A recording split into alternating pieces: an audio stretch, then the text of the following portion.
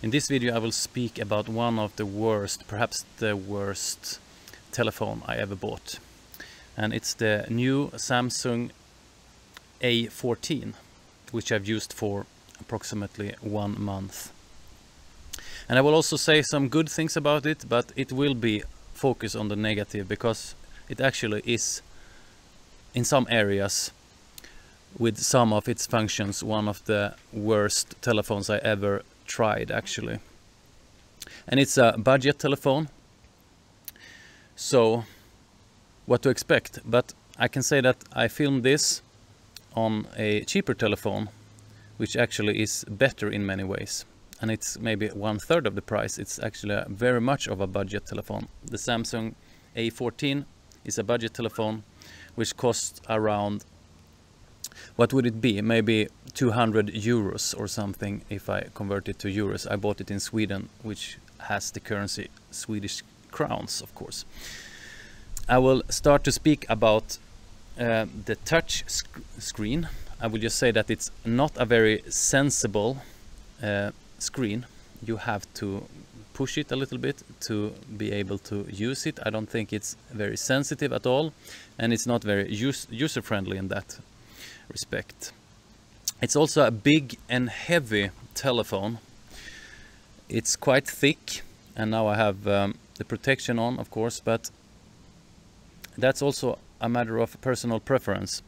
I don't like very small telephones. I think the best size of a telephone was the iPhone number 4, which, by the way, was the last iPhone I ever owned. I stopped using iPhone and started to speak good about other brands. I've used Sony, I've used Samsung, I've used Motorola, and this time I'm very disappointed with the Samsung telephone.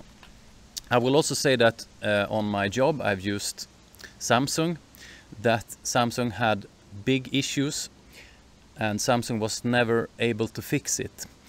The problem was that the screen locked itself, and sometimes I couldn't make a call or write anything or even open the telephone for up to half an hour. Sometimes it was less, maybe 2, 3, 4, 5 minutes, but sometimes it was locked for about half an hour. Never experienced anything like that with any other brand, only Samsung.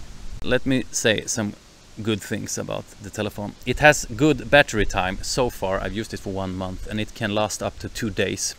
To compare it, I can say that the Motorola G8, which is the telephone I'm filming this with, also had the same, approximately the same battery time when it was new. And after 2.5 years it was down to maybe I could use it for 1 day. So I would say that it has the same battery time as a Motorola G8. And the good thing about this telephone is that it actually has a 3.5mm jack for headphones. And that was the main reason why I bought it, because I want to be able to use corded headphones and also corded microphones. And I will say something more about the sound later, but I can say just now that adding a microphone, lavalier microphone, will not give you very good sound. I will say it's almost impossible to get good sound out of this telephone if you use it for videos, for example. So let me continue with things that are crappy with this telephone. It is also the camera. And I can start with speaking about the macro camera, which you can make close-ups with. And it's very unnecessary. You can make a macro, but it will not be any large file of it. You will not be able to crop a lot of it. You can use your normal camera, I think, to make a macro and then just crop. It is also quite a slow camera. If you want to take good pictures, you should use the function which has like 50 megapixels, but that feature in the camera is quite slow, I would say. You have to wait for a short while before the photo is captured. So the good camera is a slow camera, and the normal functioning, which makes smaller files, well, it's not fast, it's not slow. I cannot really say so much more about that. Let me now move on to speak about the worst part of this telephone, which I think is the sound. I speak about the external speakers and also about the microphone. Well, to start with the external speakers, they give a very thin and horrible sound. It's almost like telephone quality, and it can even cut in your ear sometimes. It's very horrible, and I will also show you a sample. So just listen.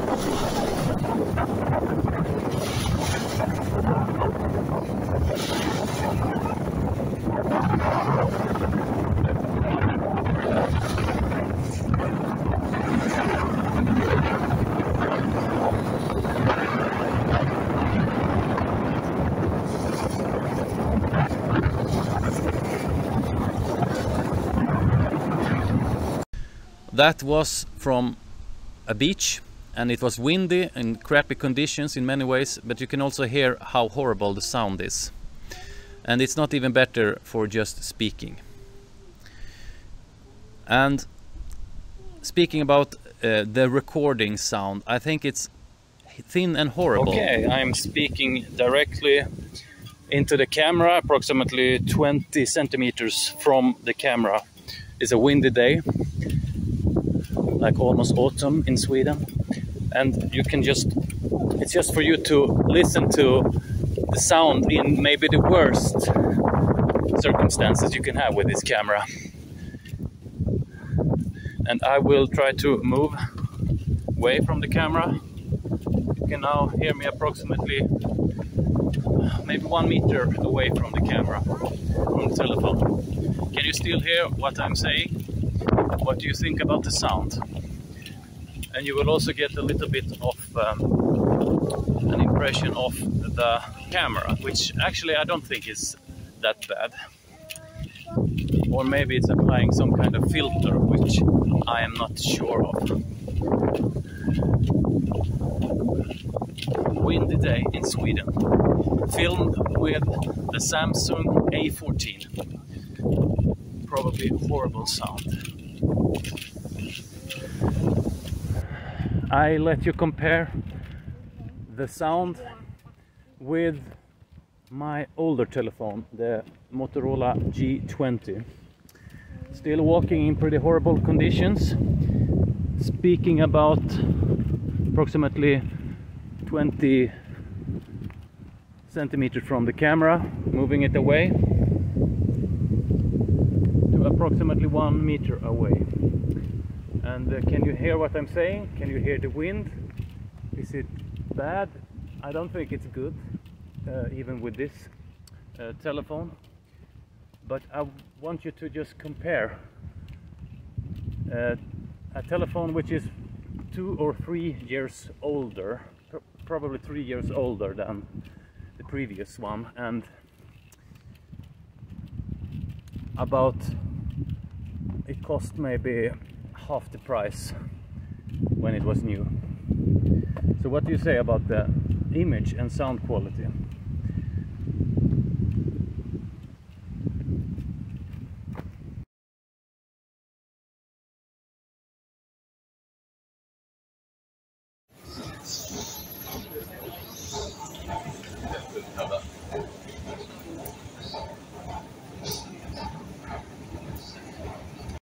Den stora klockan, ser du där?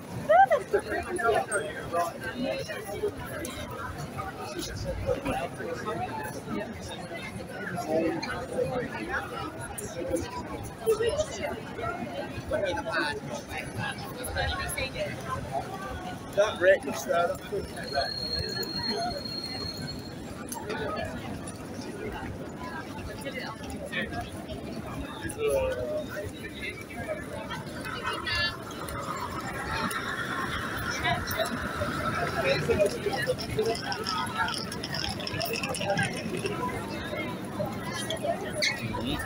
My impression is that it sounds like a bad MP3 file, and you should not complain on YouTube, because when I listen to it directly on my telephone, the sound is so horrible. So I don't understand how anyone can put out a telephone with this bad sound. Don't buy this telephone. I don't think I will ever buy anything Samsung in the future, because I had experience with two bad telephones